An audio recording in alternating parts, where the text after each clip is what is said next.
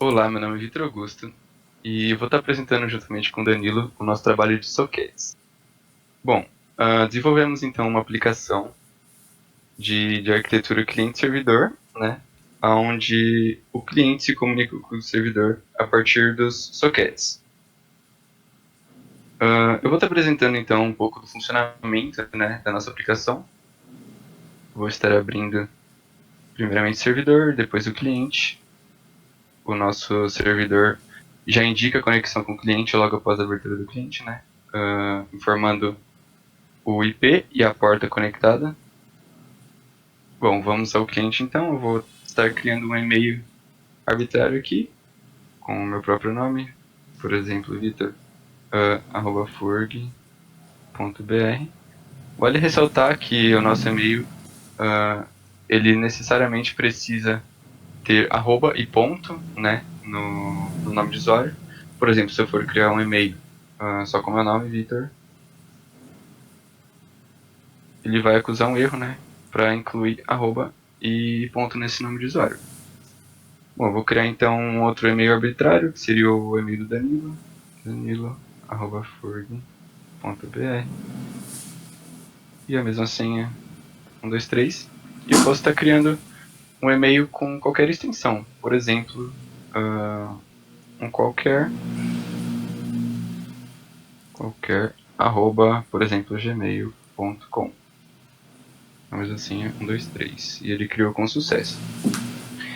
Então eu vou estar logando na minha conta, vitor.furg.br. Bom, após o nosso login, né? Após realizar o login, nós temos uma outra tela onde estão disponíveis outras operações, como por exemplo, ver caixa de e-mail, enviar o e-mail, excluir e-mail e fazer o logout da conta. Eu vou demonstrar aqui a operação de ver caixa de e-mail, onde ele printa um e-mail de boas-vindas que a gente colocou só para ter um e-mail mesmo, um e-mail do remetente servidor@oficial.com.br. Eu posso, por exemplo, enviar um e-mail para o Danilo, que é um usuário que eu já criei, @furg.br. Eu vou estar mandando um oi para o Danilo. E-mail enviado com sucesso. E no caso de eu tentar enviar um e-mail para um destinatário que não existe, ele vai então me enviar um e-mail dizendo que esse destinatário não existe. Vamos exemplificar aqui. Vou enviar um e-mail, por exemplo, teste@gmail.com. Vou mandar um oi também para esse e-mail. Ele vai prestar mensagem que não foi possível enviar e-mail porque o destinatário não existe. E olhando a nossa caixa de e-mail, nós podemos ver aqui que recebemos um e-mail, né, do servidor, dizendo que o e-mail digitado, naquele caso, não existe.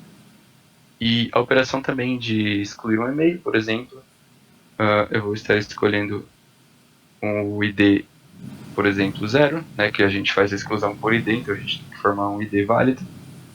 Vou colocar o ID 0. Ele vai estar excluindo com sucesso nossa mensagem. Então, apresentando de novo a caixa, vamos ter só o e-mail de erro, então que não foi possível encontrar este e-mail digitado. Saindo da conta, então, eu vou só demonstrar aqui o login na conta do Danilo, que eu mandei um oi para ele na minha conta, danilo@furg.br, assim, 1, 2, 3 padrão.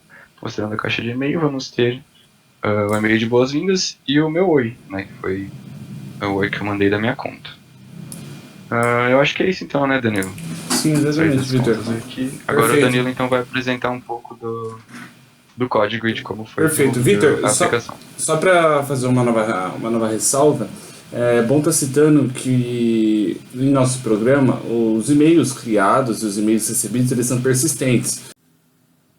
Então, caso você acabe fechando e abrindo o programa novamente, os dados vão se manter. A gente Isso, consegue, exatamente. a gente consegue simular, Vitor? Já estou na Vamos sua simular aqui. Eu vou tela. só apagar esse banco de dados aqui para estar realizando de novo a inclusão de um e-mail. Então a gente abre o Então, ó, servidor. após abrir, ele cria o banco de dados, né? E ele vai estar guardando os dados dos e-mails criados. Por exemplo, eu vou criar o meu e-mail de novo, Vitor. @furg.br. Vicinho 23. Vou mostrar a lista de e-mails. Ops, eu mandei criar uma conta. Vou logar na minha conta. Vicinho 23. Vou mostrar os e-mails. Vai ter o e-mail de boas-vindas. Eu vou mandar um e-mail pra mim mesmo, né? Só pra caso de teste, pra ver que ele tá salvando. Então, enviar e-mail, vou mandar para vitor@furg.br. Vou estar mandando um oi. E-mail enviado com sucesso. Então eu vou estar saindo da minha conta, né? Realizando um logout. E vou estar abrindo de novo aqui a aplicação. Estarei fazendo login na minha conta. Então você consegue realizar o login na sua conta, mesmo fechando e abrindo a aplicação, porque os dados são persistentes. Exatamente. Sim, 1, 2, 3. E vamos ver a caixa de e-mail. Tem o e-mail de boas-vindas e a mensagem que eu mandei. Logo, nosso programa é persistente. Perfeito, Vitor. Bom, o Danilo então agora vai explicar melhor o código. Então, eu estarei explicando um pouco mais a respeito do nosso código superficialmente para a gente conseguir ter uma ideia de o que foi realizado. Assim como o Vitor explicou anteriormente, a nossa aplicação ela segue a arquitetura cliente-servidor então a gente fez como? A gente criou um arquivo que vai representar o cliente e outro arquivo que vai representar o servidor. Então, no caso, esse cliente ele vai estar se conectando do servidor através de sockets das portas. E o servidor ele é o responsável por ele tá fazendo todas as gestões do e-mail.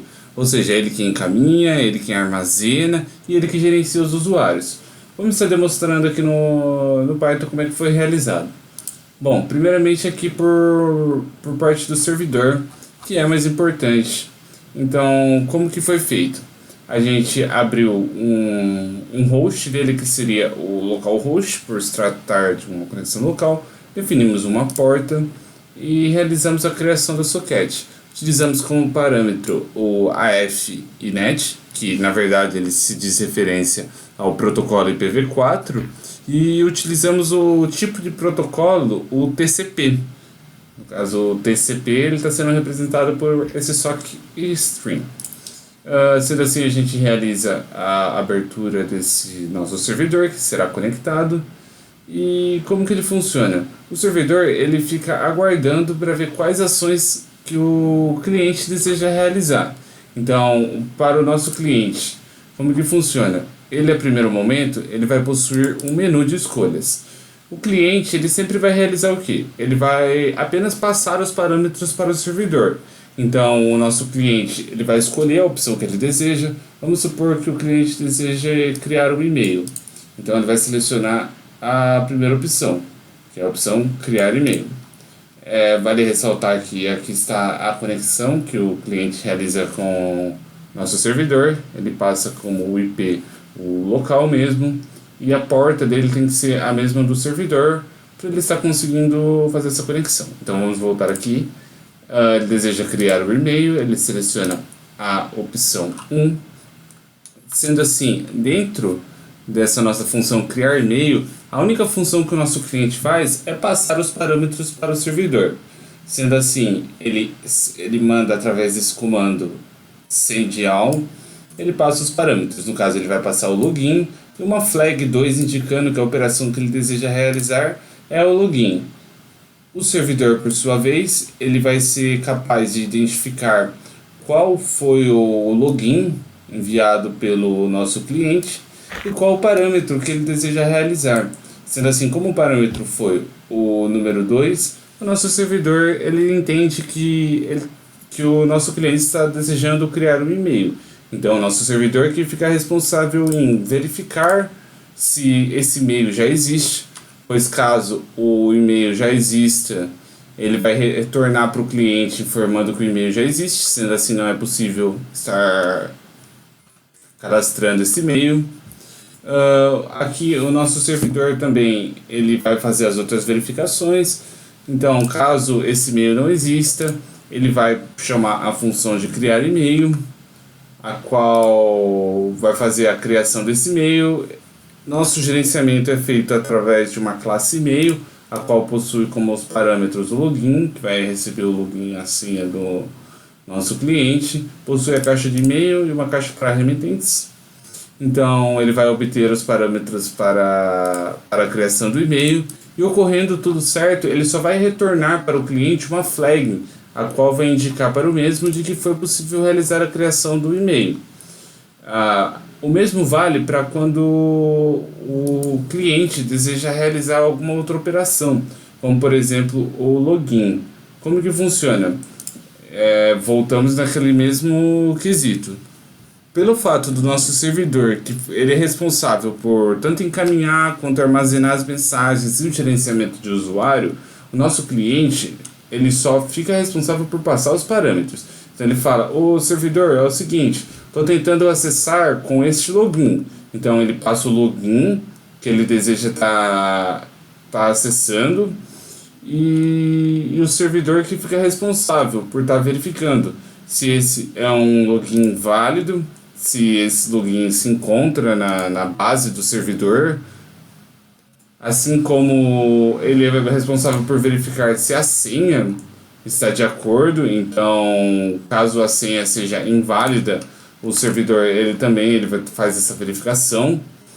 Então, caso ele encontre o e-mail e não encontre a senha, ele retorna uma flag para o cliente informando se a operação foi válida ou inválida. E assim funciona para as demais operações.